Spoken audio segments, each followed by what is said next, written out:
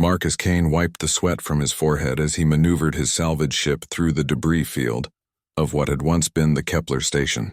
The massive space station had been abandoned for 3 years now, ever since the Zephyrian Empire had pulled out of this sector following their costly war with the hegemony. Now it drifted like a metal graveyard, slowly breaking apart under the gravitational pull of the nearby gas giant.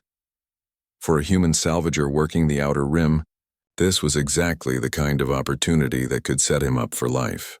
While the major salvage corporations fought over the prime wreckage in the core systems, Marcus had learned to make his living in the forgotten corners of space where others wouldn't venture.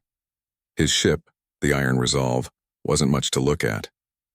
The hull was a patchwork of repairs, and half the systems ran on jury-rigged components he'd cobbled together from previous salvage runs. But she was reliable, and more importantly, she was paid for. In a galaxy where most independent operators were drowning in debt to the mega-corporations, that made Marcus one of the lucky few. The scanner array lit up as he approached a section of the station that had broken away from the main structure. His artificial intelligence assistant, Aria, processed the readings with her usual efficiency, detecting significant metallic density in the debris cluster ahead. Marcus. Preliminary scans suggest high-grade titanium steel composite construction. Marcus grinned as he adjusted their approach vector. Military-grade stuff. The Zephyrians didn't cheap out on their construction materials. He'd worked enough alien salvage to recognize quality when he saw it. The Zephyrian Empire might have been humanity's enemy during the war, but they built things to last.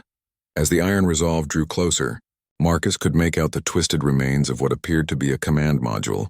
The Zephyrian script along its hull was barely visible through the scoring and damage, but the distinctive angular design was unmistakable.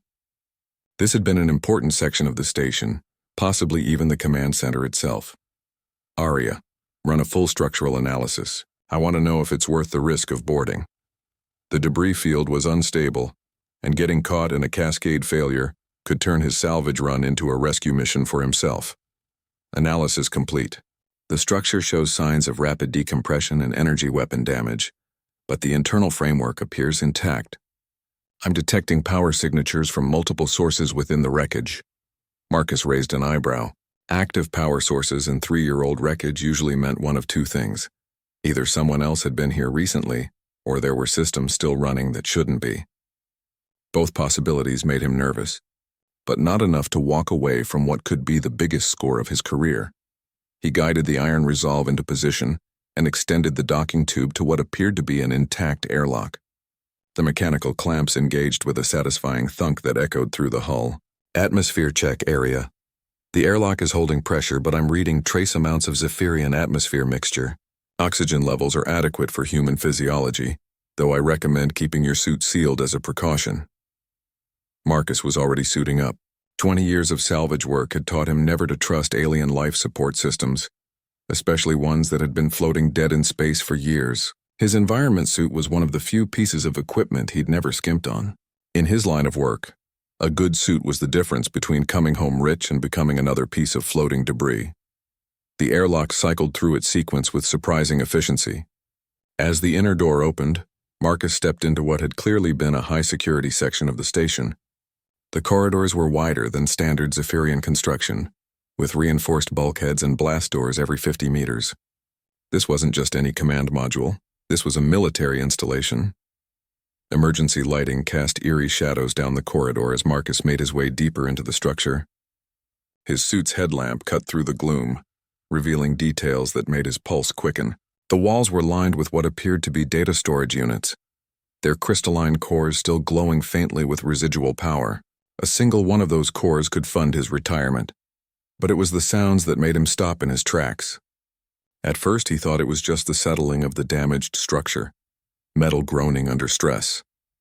Then he heard it again, a rhythmic tapping that was too regular, too purposeful to be random. Someone or something was alive in this wreckage.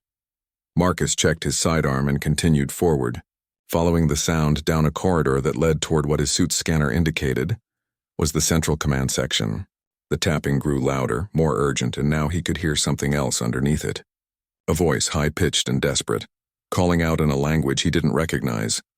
The corridor opened into a vast command chamber, its ceiling disappearing into the shadows above. Banks of consoles surrounded a central platform where a massive holographic display flickered with corrupted data streams. And there, in a sealed containment pod near the far wall, was the source of the sounds. Marcus approached carefully, his heart pounding as he realized what he was looking at. The pod was a Zephyrian emergency stasis unit, designed to keep someone alive in case of catastrophic system failure. But this wasn't a standard unit. It was smaller, modified, and through its transparent aluminum viewing port, he could see a small figure inside. The figure was definitely alive, pressing small hands against the viewing port and calling out in what Marcus now realized was a child's voice. But this wasn't a Zephyrian child. The being inside the pod had the characteristic blue-gray skin and elongated limbs of the Altarian species, one of the Zephyrian Empire's client races. As Marcus approached the pod, the child inside seemed to sense his presence. The tapping stopped, replaced by what could only be described as sobs of relief. The universal translator in his suit began parsing the alien language, and slowly, words began to form in his earpiece. "Please, help me. Been so long. So scared." Marcus stared at the readout on the pod's control panel, his blood running cold as he realized the implications. This child had been in emergency stasis for 3 years, alone on this dead station waiting for rescue that never came. Marcus stared at the stasis pod for a long moment, his mind racing through the implications. Every instinct screamed at him to walk away. Getting involved with alien survivors, especially during a time when tensions between humans and the former Zephyrian client races were still high, was asking for trouble. The smart thing would be to pretend he never saw anything, grab what salvage he could carry, and leave. But the child's cries echoed through his suit's audio system, and he found himself unable to turn away. "Arya, can you interface with this pod's systems?" Attempting connection now. There was a brief pause. "I've established a link. The pod is running on emergency power, but life support is stable. The occupant appears to be an Altarian juvenile, approximately 8 to 10 years old in human equivalent. Stasis has been maintained for 37 months, 14 days. Marcus felt sick. 3 years. This child had been trapped here since the evacuation, probably forgotten in the chaos when the Zephyrians pulled out. He looked closer at the control panel, trying to decipher the alien symbols. "Can you safely bring the child out of stasis?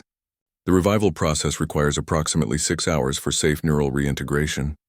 However, I must advise caution. We have no information about this individual's background or how they came to be here." Through the viewing port, Marcus could see the child had pressed both small hands against the transparent barrier. Large, dark eyes stared up at him with a mixture of hope and desperation that transcended species barriers. The universal translator continued to parse the child's words. "Don't leave me. Please don't leave me alone again." Marcus made his decision. Start the revival process, and run a full scan of the station's database. "I want to know who this kid is and what happened here." As Arya began interfacing with the stasis pod systems, Marcus explored the command center more thoroughly. The damage was extensive but localized, suggesting the station had come under targeted attack rather than random bombardment. Blast patterns on the walls indicated energy weapons fire, and in several places, he could see where emergency bulkheads had sealed off breached sections. It was near one of these blast zones that he found the bodies. 3 adult Altarians, still in what appeared to be science officer uniforms, had been caught by an energy discharge that had overwhelmed this section's shielding. From their positions, it looked like they had been trying to reach the stasis pod when they died. "Arya, I'm finding evidence of targeted attacks here. This wasn't just a military withdrawal." "Confirmed, Marcus. I've accessed partial records from the station's database. This facility was designated as Research Station Kythera, specializing in quantum mechanics and dimensional physics. According to the logs, they were working on classified projects for the Zephyrian military when hostilities broke out. Marcus examined the dead scientists more closely. One of them, a female Altarian with the same general features as the child in the pod, wore what appeared to be a senior researcher's insignia. "Think we found the kid's mother. Genetic analysis would be required to confirm, but the probability is high based on physiological similarities. I'm also detecting traces of a quantum cascade event in this section. It appears the research team was attempting to destroy their work when the station came under attack. The pieces were starting to fit together. A research station working on classified projects attacked during the war's final phase. Scientists trying to destroy their research rather than let it fall into enemy hands. And somehow in the chaos they had managed to get one child into emergency stasis before the attackers reached this section. A soft chime from the stasis pod drew his attention back to the present. Revival process is proceeding normally, Arya reported. The subject should regain consciousness within the next 30 minutes. Marcus spent that time gathering information from the station's damaged computers. What he found made his stomach turn. The attackers hadn't been human forces or even hegemony military. The energy weapon signatures matched those of Corvan raiders, mercenaries who sold their services to the highest bidder and were known for leaving no witnesses. The implications hit him like a physical blow. This wasn't a legitimate military action. Someone had hired the Corvans to eliminate this research station and everyone on it. The war had just been convenient cover for what amounted to mass murder. A weak cough from the stasis pod made him spin around. Through the viewing port, he could see the child's eyes were open, blinking slowly as consciousness returned. The pod's medical systems were running final checks, ensuring all vital signs were stable before unsealing the chamber. When the pod finally opened with a soft hiss of equalizing pressure, Marcus was struck by how small and fragile the child looked outside the protective environment. The young Altarian sat up slowly, movements uncertain after years in stasis. When their eyes met Marcus's through his helmet visor, the child's expression went from relief to fear in an instant. Marcus quickly activated his suit's external speakers and held up his hands in what he hoped was a universal gesture of peace. "It's okay. I'm not going to hurt you. My name is Marcus." The child's response came in heavily accented but understandable standard. You're human. Are you here to finish what they started?" The question hit Marcus harder than he expected. "No, kid. I'm here to help." "What's your name?" "Kira," the child said quietly. "Kira Veltar. My mother. She said humans were the enemy, that you wanted to destroy us all." Marcus felt anger rising in his chest, not at the child but at whoever had filled their head with such ideas. "Your mother was protecting you the only way she knew how, Kira. But I'm not your enemy. I found you by accident, and I'm going to make sure you're safe." Kira looked around the command center, taking in the damage and the covered forms of the dead scientists. "They're really gone, aren't they? Mother, Dr. Yan, all of them." "I'm sorry, Kira. They died protecting you." The child nodded solemnly, displaying a maturity that no child should have to possess. "Mother always said I was special. That bad people would try to hurt me if they knew what I could do. She was working on something important when the attack came." Marcus frowned. "What kind of special, Kira?" Instead of answering directly, Kira held out one small hand. The air around their fingers began to shimmer, and suddenly a perfect holographic projection of the command center appeared above their palm, but showing how it had looked before the attack. Every detail was perfect, down to the expressions on the researchers' faces. "I remember everything I see," Kira said simply. "Mother called it perfect recall. She said it was why they brought me here, why I had to stay hidden, the research they were doing. I watched it all." Marcus stared at the perfect holographic recreation floating above Kira's palm, his mind struggling to process what he was seeing. The level of detail was impossible. Every wire, every panel, every expression captured with photographic precision. But this wasn't just a recording.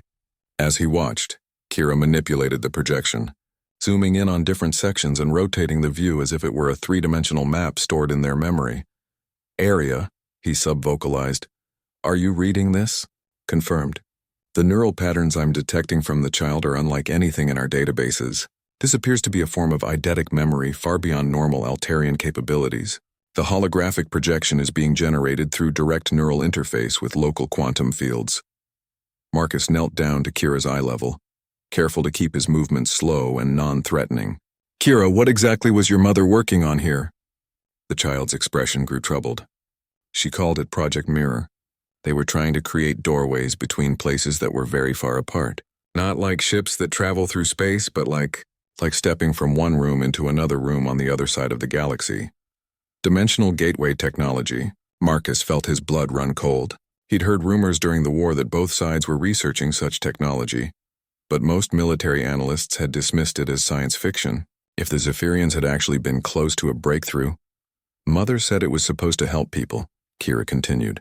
the hologram shifting to show scientists working at complex machinery. Food could be sent to hungry worlds instantly. Medicine to places where people were sick. But then the military people started coming more often, and Mother became scared. The projection changed again, showing Zephyrian military officers arguing with the research team. Even without audio, Marcus could see the tension in their body language. She knew they wanted to use it as a weapon, didn't she? Kira nodded sadly. Mother said that if someone bad controlled the doorways, they could send armies anywhere they wanted. No defenses, no warning. Entire worlds could be conquered in minutes. The child paused, looking directly at Marcus. That's why she destroyed everything when the attack came. But she couldn't destroy what I remembered. The full scope of the situation hit Marcus like a meteor impact. This child didn't just remember seeing the research, they remembered all of it. Every equation, every technical specification, every detail of humanity's first functional dimensional gateway technology, and apparently someone else knew it too. Kira, the attackers, did they know about your ability? I think so. I heard Mother talking to Dr. Yan about it before she put me in the sleeping chamber. She said the Corvins had been hired by someone who knew about me specifically. Marcus's hands clenched into fists. Someone had ordered the massacre of an entire research station to get their hands on a child with perfect memory of classified technology. The war between humans and the Zephyrian Empire had just been convenient cover for what amounted to kidnapping and mass murder. Area. Run a deep scan on the station's communication logs. I want to know who the Corvins were working for. Scanning now. However, I'm also detecting multiple approaching contacts on long-range sensors. 3 vessels, configuration unknown, estimated arrival in 47 minutes. Marcus cursed under his breath. He'd been so focused on the discovery that he'd let his guard down. In salvage work, staying too long in one place was a rookie mistake that got people killed. Can you identify the ships? Negative. They're running active jamming, but the approach vectors suggest they're not here for salvage. Recommend immediate departure. Marcus looked at Kira, who had dismissed the hologram and was now hugging their knees to their chest. The child was watching him with those large, dark eyes, waiting to see what he would decide. Every instinct told him to run. Get back to his ship, undock, and disappear into the debris field before whoever was coming arrived. But looking at Kira, he knew he couldn't do it. This kid had been abandoned once already. He wouldn't be the second person to leave them behind.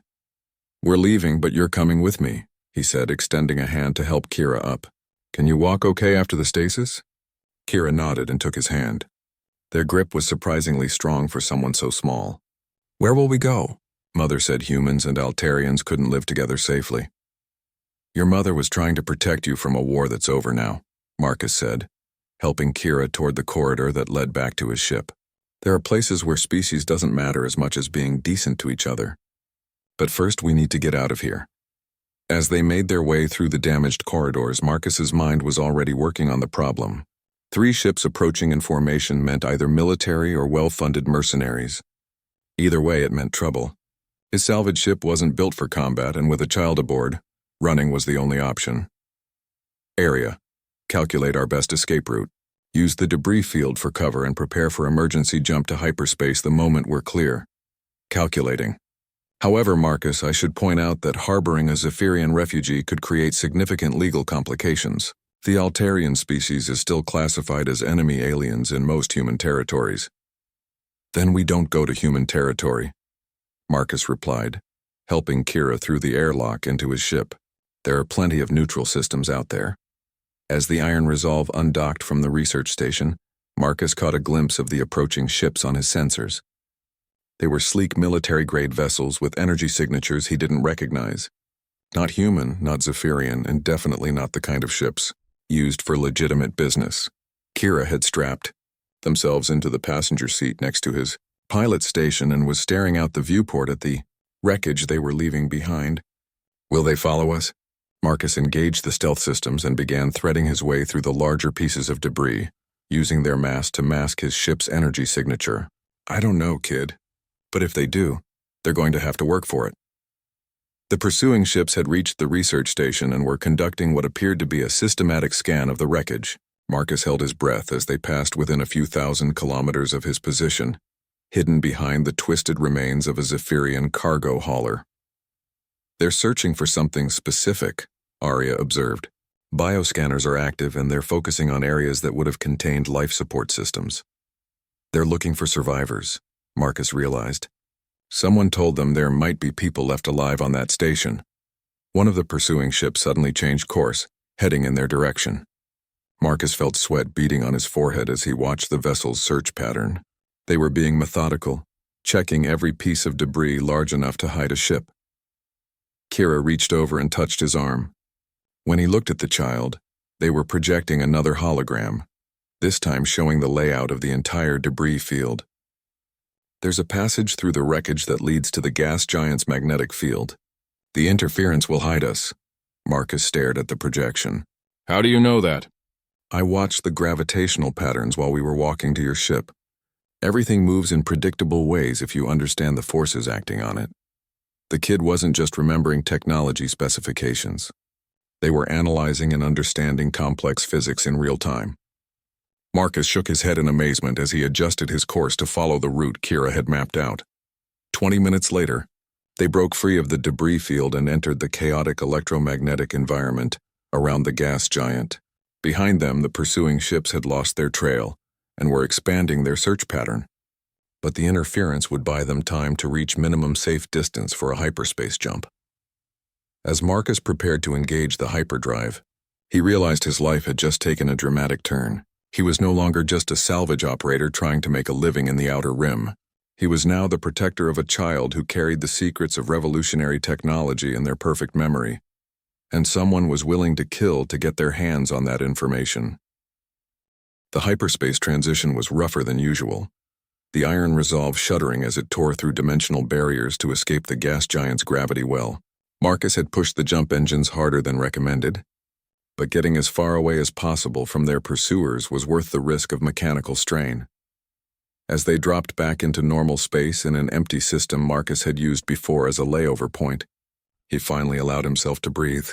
The system contained nothing but a dying red star and a few rocky planets stripped bare by solar wind. It was the kind of place pirates and smugglers used to lay low, which made it perfect for his current situation.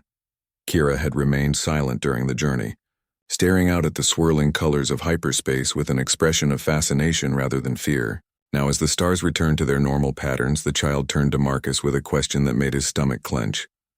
The people who killed Mother, they're going to keep looking for me, aren't they? Marcus wanted to lie, to tell the kid everything would be fine, but Kira's large eyes held too much intelligence for comforting fiction. Yeah, kid, I think they are.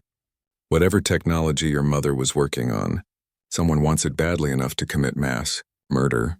Then I need to tell you something important. Kira unbuckled from the passenger seat and moved to the small, holographic projector built into the ship's central console. May I use this? Marcus nodded, and Kira placed their hands on the interface. Immediately, the air above the projector filled with complex three-dimensional diagrams that made Marcus's head hurt just looking at them. Mathematical equations flowed like water around geometric shapes that seemed to fold in on themselves in ways that shouldn't have been possible. This is Project Mirror, Kira said simply. All of it. Every calculation, every technical specification, every safety protocol Mother and her team developed. Marcus stared at the projection in awe. He was looking at technology that could revolutionize transportation, exploration, even warfare on a galactic scale. The ability to open doorways across vast distances would make traditional starships almost obsolete. No wonder someone was willing to kill for it. But there's something else, Kira continued, manipulating the projection to focus on a particular section of equations. Mother discovered something toward the end that scared her more than the military applications. The hologram shifted, showing what appeared to be dimensional maps overlaying normal space. But there were things moving in the spaces between dimensions, dark shapes that seemed to writhe and pulse with malevolent purpose. The doorways don't just connect places in our reality, Kira explained, their voice dropping to a whisper. They create openings into other dimensions where things live, hungry things that have been trying to find ways into our universe for millions of years. Marcus felt ice forming in his veins. Your mother opened a door to something she shouldn't have. Not intentionally. The first successful test created a gateway to a mining colony 3 systems away. Everything worked perfectly. But the energy signature also attracted attention from somewhere else. Mother's sensors detected probes coming through from another dimensional layer, testing our reality for weaknesses.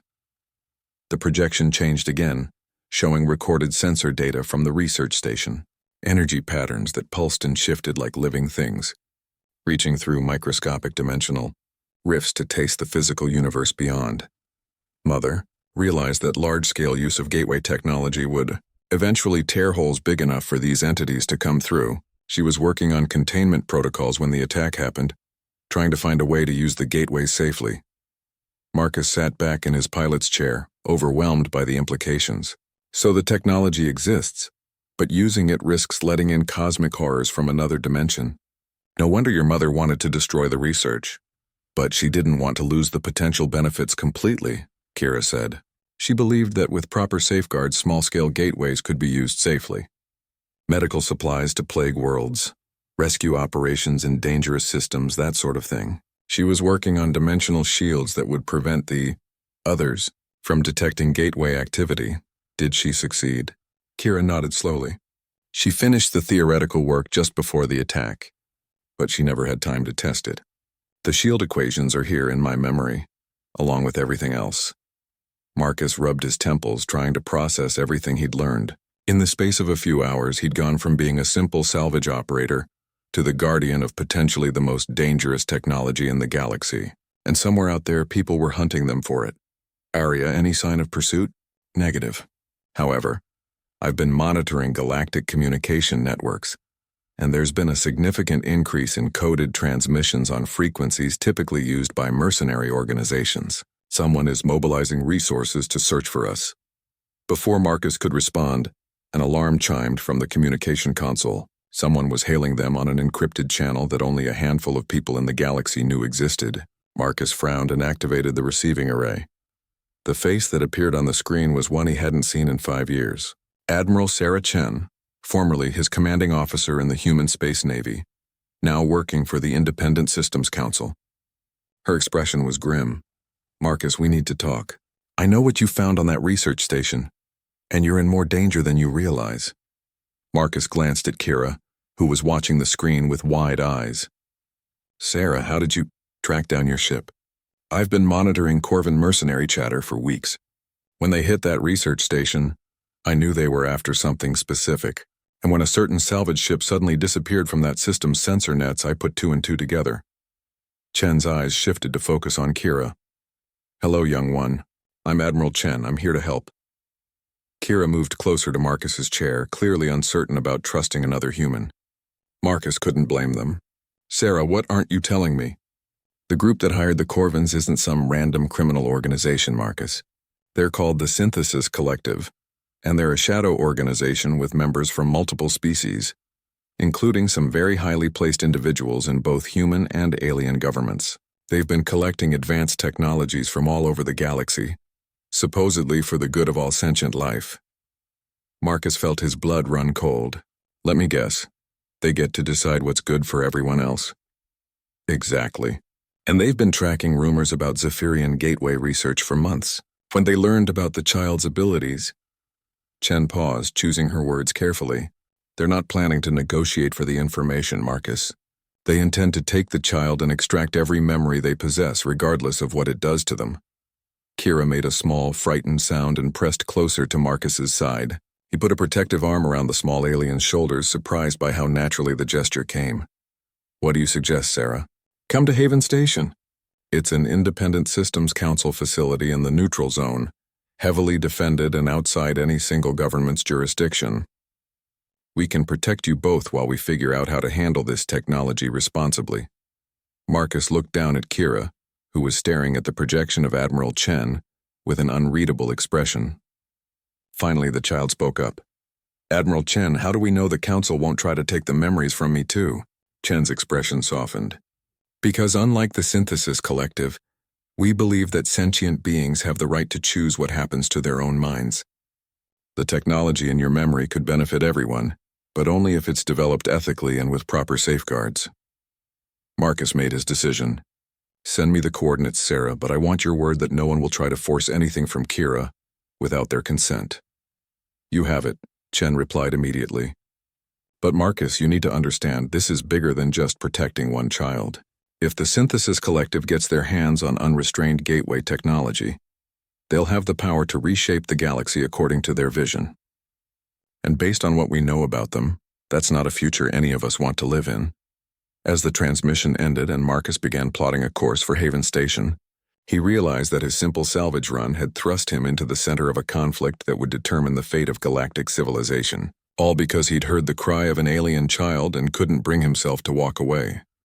The journey to Haven Station should have taken 3 days, but Marcus pushed the Iron Resolve's engines to their limits, making the trip in just over 2. Every hour that passed increased the likelihood that the Synthesis Collective would locate them, and he wasn't taking any chances with Kira's safety. During the journey, he watched the young Altarian adapt to life aboard his ship with remarkable resilience. Kira asked endless questions about human technology, comparing it to Zephyrian designs with insights that made Marcus realize just how advanced the child's understanding was. When Kira casually suggested a modification to the hyperdrive that could increase efficiency by 12%, Marcus began to grasp the full scope of what they were protecting. "Your mother didn't just give you perfect memory," he said as they dropped out of hyperspace at Haven Station's coordinates. "She taught you how to understand what you remember." Kira nodded, watching through the viewport as the massive orbital facility came into view. Haven Station was built like a fortress, bristling with defensive platforms and shielded by energy barriers that could withstand capital ship bombardment. "Mother said that memory without understanding was just storage. She wanted me to be able to improve on what I learned, not just repeat it." The station's traffic control directed them to a secure docking bay deep within the structure. As they approached, Marcus could see military ships from multiple species in the adjoining bays. Human destroyers sat next to Altarian science vessels and Corvan patrol craft, all bearing the Independent Systems Council insignia. Admiral Chen was waiting for them at the airlock, accompanied by a small diplomatic party that included representatives from several species. Marcus recognized the protocol. This wasn't just a rescue operation. It was a first contact situation with galactic implications. "Marcus," Chen greeted him warmly before turning to Kira. "And you must be Kira Veltar. We're honored to meet you." Kira stepped closer to Marcus, still uncertain about the gathering of officials. Marcus put a reassuring hand on the child's shoulder. "It's okay, kid. These are the good guys. We've prepared quarters for both of you in the secure section," Chen continued. "But first, there's something you need to see. We've been monitoring Synthesis Collective activity across the galaxy, and the situation is worse than we initially thought." They were escorted to a high-security briefing room, where holographic displays showed star maps overlaid with red zones. Marcus counted at least 24 systems marked as compromised. 3 days ago, the Collective revealed their true intentions, explained Dr. Yara Helms, the Council's chief intelligence officer. "They've been infiltrating governments and corporations across the galaxy, placing their agents in positions where they can control the flow of advanced technology." The display zoomed in on specific systems, showing footage that made Marcus's stomach turn. Cities in chaos, governments overthrown, entire populations subjugated under the banner of technological unity. "They're not just collecting technology," Dr. Helms continued. "They're using it to conquer worlds, claiming that they're bringing order and progress to primitive societies. The gateway technology would let them deploy their forces instantly anywhere in the galaxy." Kira had been silent throughout the briefing but now spoke up in a voice barely above a whisper. "The things from the other dimension, are they involved in this?" The officials exchanged glances. Chen leaned forward. "What do you mean, Kira?" "The equation's in my memory. There are patterns in the Collective's technology signatures that match the energy readings from the dimensional probes. I think they've already made contact with the entities from the other side." The room fell silent. Marcus felt ice forming in his veins as the implications sank in. "You're saying the Synthesis Collective is working with cosmic horrors from another dimension?" Kira created a holographic projection above the conference table, showing the complex energy patterns they'd detected. "Not working with them exactly, more like being influenced by them. The entities from the other dimension don't think the way we do. They see our reality as a resource to be consumed, but they can't enter our universe directly without massive dimensional rifts." The projection shifted, showing how the dimensional entities could send information and influence across dimensional barriers. They've been reaching through small quantum fluctuations for years, planting ideas in the minds of individuals susceptible to their influence. The Synthesis Collective's leaders probably think their vision of galactic unity is their own idea, but the patterns in their technology suggest otherwise. Dr. Helms stared at the projection with growing horror. You're describing a form of dimensional parasitism. The entities are using the collective to prepare our galaxy for invasion. That's why Mother was so frightened toward the end, Kira said. She realized the gateway technology wasn't just dangerous because of what might come through. It was dangerous because the act of developing it exposed researchers to dimensional influence. Some of her colleagues started having dreams, visions of a unified galaxy, where all conflict was ended through technological supremacy. Marcus understood now why Kira's mother had been willing to destroy years of research. The technology wasn't just a weapon, it was a trap that would make its users into unwitting agents of entities that wanted to devour their reality. But you said she developed countermeasures? Chen prompted. Kira nodded. Dimensional shielding that would prevent the entities from detecting gateway activity, and neural buffers that would protect researchers from their influence. But the calculations are incredibly complex. It would take years to develop and test the safeguards properly.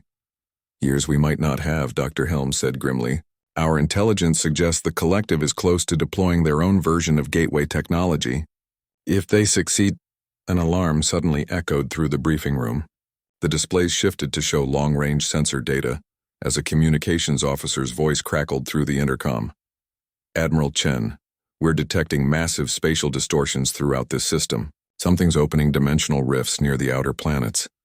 The main display showed energy readings that spiked beyond the scale of the sensors. In the space around Haven Station, reality itself seemed to be twisting as points of darkness appeared against the starfield. They're coming through, Kira whispered, staring at the display in horror. The collective found us and they've brought friends. Marcus watched in awe and terror as shapes began emerging from the dimensional rifts.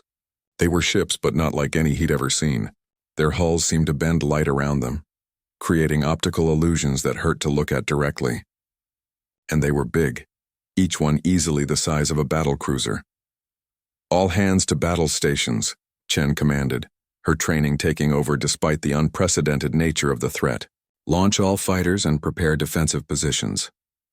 As alarms wailed throughout Haven Station, Marcus realized that the quiet conflict over dimensional gateway technology had just erupted into open war. And somewhere in the darkness between dimensions, ancient entities were finally getting their chance to taste the reality they had hungered for across eons of time. The battle for the galaxy's future was about to begin, with a human salvage operator and an alien child holding the key to either salvation or total annihilation. Marcus looked down at Kira, who was projecting defensive calculations into the air above their hands, already working on solutions to protect the station. Ready to save the galaxy, kid? Kira looked up at him with determination far beyond their years.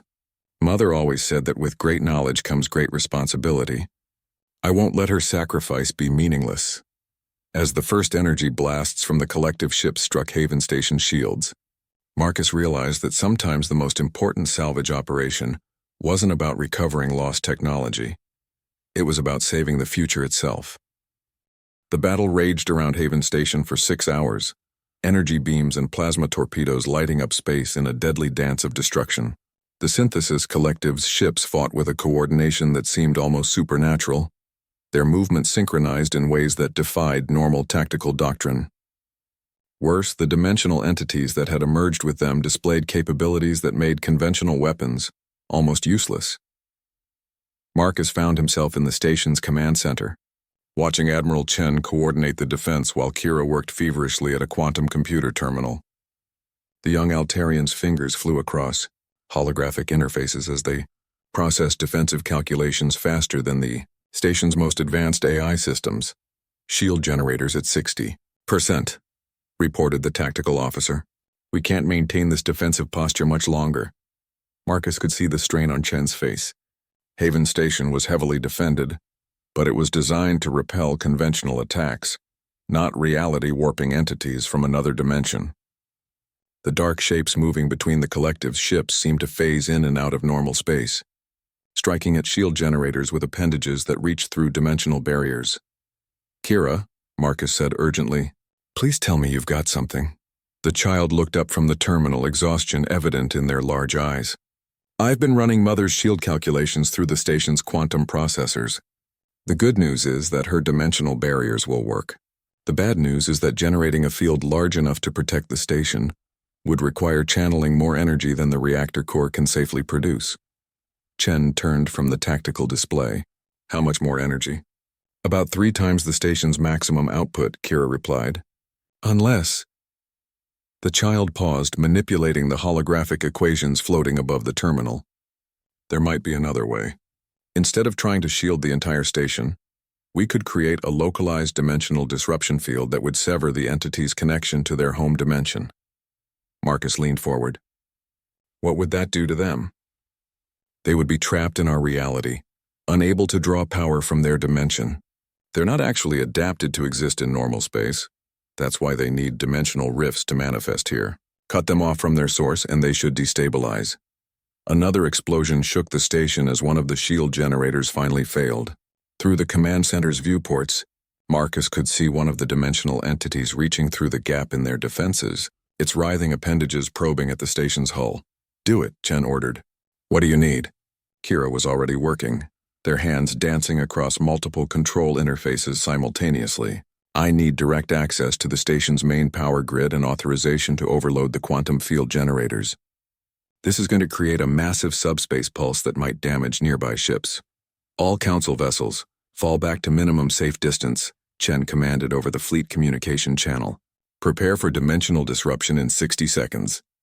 Marcus watched in amazement as Kira took control of systems across the station, rerouting power flows and recalibrating field generators with the expertise of someone who had spent years studying the technology instead of mere days.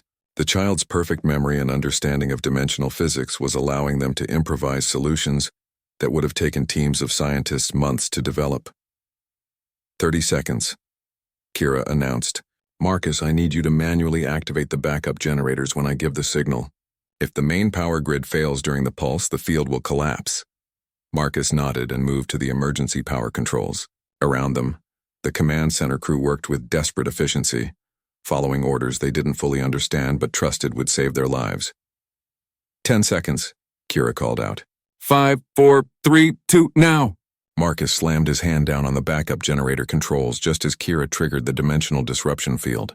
The effect was immediate and spectacular. A wave of energy exploded outward from Haven Station, creating ripples in space-time that were visible to the naked eye. The dimensional entities reacted as if they had been struck by lightning. Their dark forms convulsed and began to lose cohesion, unable to maintain their presence in normal space without their connection to their home dimension. One by one, they flickered out of existence like candles being snuffed out by a cosmic wind. The synthesis collective ships, suddenly deprived of their otherworldly allies, found themselves facing the full defensive might of the Independent Systems Council fleet. Without the entities to provide dimensional manipulation support, their technological advantages were significantly reduced. "All units, press the attack," Chen commanded. "Don't let them re-establish dimensional contact." The battle turned quickly after that. The collective ships, designed to work in coordination with dimensional entities, proved less effective against conventional tactics. Within an hour, the surviving enemy vessels were retreating through emergency hyperspace jumps, leaving the system under Council control. As the all-clear signal sounded throughout Haven Station, Marcus collapsed into a chair, finally allowing himself to feel the exhaustion that had been building during the crisis. Kira slumped against the quantum computer terminal, their small form trembling with fatigue. "You did it, kid," Marcus said softly. "You saved everyone." Kira looked up at him with a tired smile. "We did it. Mother always said that knowledge was only powerful when shared with people who would use it responsibly." Admiral Chen approached them, her expression mixing relief with amazement. "Kira, what you've just accomplished, you've given us a way to fight back against the dimensional entities. With your mother's research and your own innovations, we might actually be able to stop the Synthesis Collective."